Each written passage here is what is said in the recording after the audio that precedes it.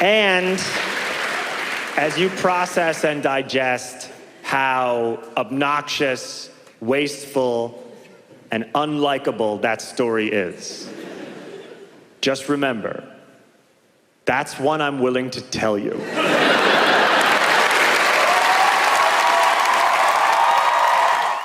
Hey, Tim. Hello, John. How are you doing? I'm doing good, Tim. How are you? I'm great. I have to tell you, I really enjoyed this special. It was just amazing to watch. It must have been fun for you doing that in front of an amazing crowd.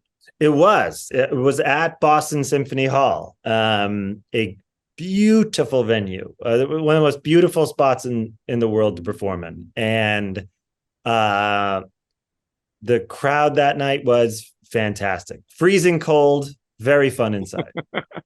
Now, this special is a little bit different in that it's a bit more personal, a bit more raw subject matter that you're dealing with in terms of, some of your past drug use and your rehab, yet with a clearly comedic twist to it. So what was that journey like writing the material for this and really digging into some really, really personal levels? So the hardest thing for me was making it as funny as possible, which is just the craft of, writing it, getting up on stage, doing a lot of shows, touring it, working on it.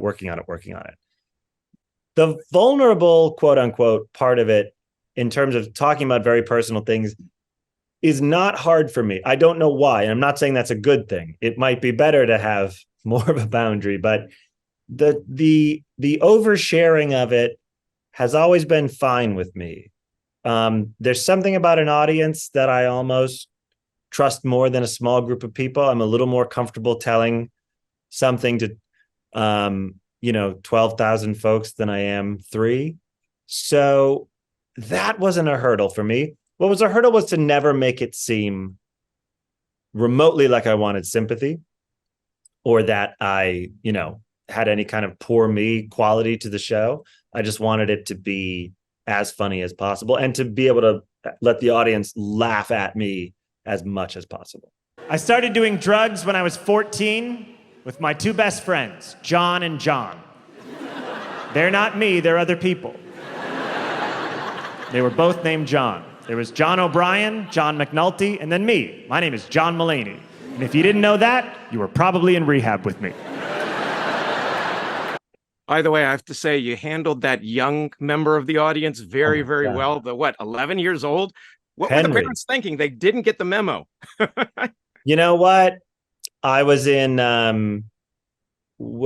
Troy, New York a couple nights ago, and there was a 9-year-old in the 3rd row. So it happens a lot. I'm very, very psyched that kids like my comedy.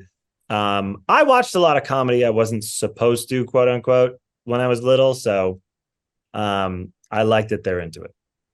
Now, again, we're talking about, at least outwardly, a very difficult journey for you from the people who you're telling the story to's point of view. So there's a lot of pain, it seems, that you might have gone through at that time. Is there a connection between great comedy, which this special has a lot of, and going through great pain or difficulty? I don't know. I have to say I've had a lot of stories, a lot of stand-up based on not painful things.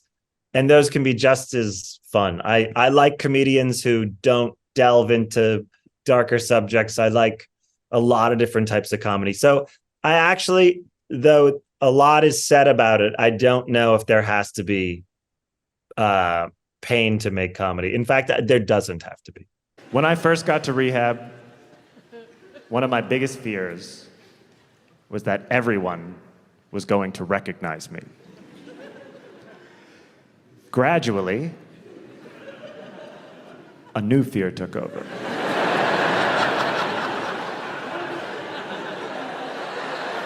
I'm not like exaggerating to be funny. No one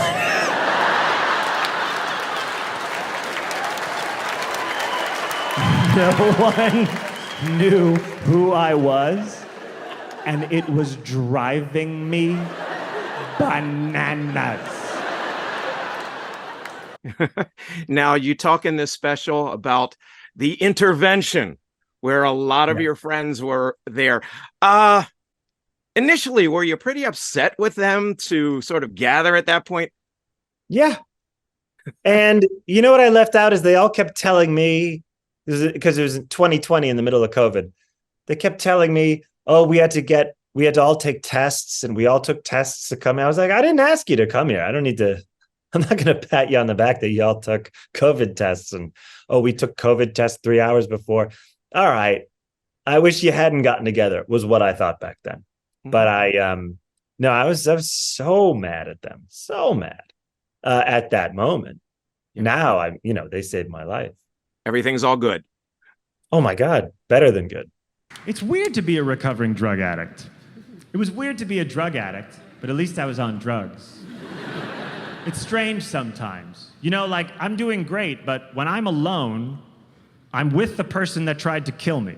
Now, I'm a huge fan of stand-up comedy and so forth, and comedians, Freddie Prinze and going back to Lenny Bruce and that sort of thing. But one thing that's always been in my mind that I wanted to ask a comedian is, many of the great comedians, like Lenny, like Freddie Prinze, like John Belushi, even to some extent Robin Williams, brilliant comedians, intelligent comedians, yet they've all had their struggles with drug use. And I have to wonder, why do some comedians, perhaps yourself in this case as well, not learn from the cautionary tale of the people that you admire? Well, why don't attorneys learn from other attorneys that have drinking too much or had heart attacks? I don't mean that it's a hazard of the job. There's way more comedic performers who probably haven't struggled specifically with drugs.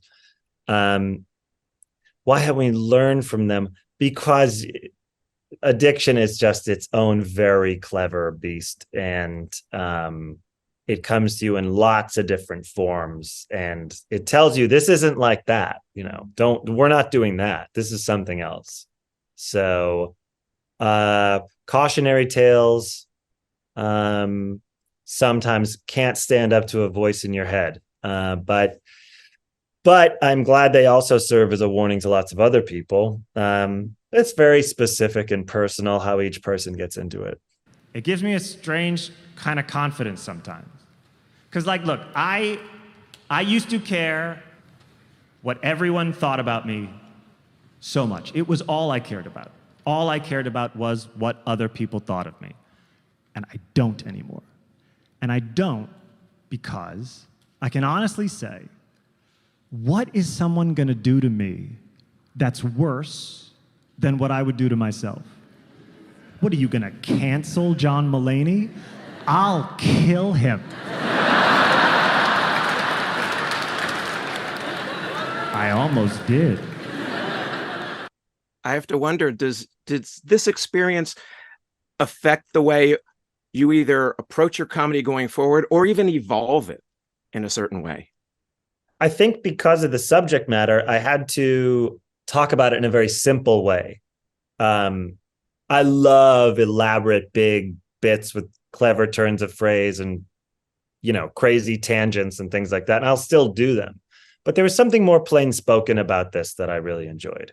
I have to ask you, with the state of comedy today, touching on, or maybe having to sort of tread gingerly with so many people being offended in so many ways, do you find yourself or some of your colleagues talking about this in terms of the way that you approach comedy going forward? Because, there's a lot of people talking about getting canceled and whatnot, and that's such a shame for comedians. Comedy is bigger than it's ever been. In my personal experience, the people around me, Nate Bargatze had the biggest crowd ever at the Bridgestone Arena in Nashville. Not biggest comedian, biggest crowd ever. Some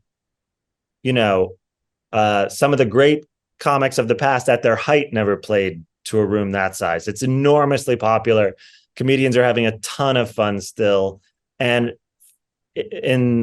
most people I talk to, comedy's the same. We're pretty irreverent and feel pretty free to play around how we want.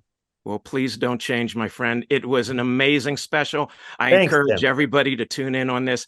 I laughed a lot. So thank you, sir. Thank you, Tim. Really nice to talk to you. All right. You take care, my friend. All right, I'll see you.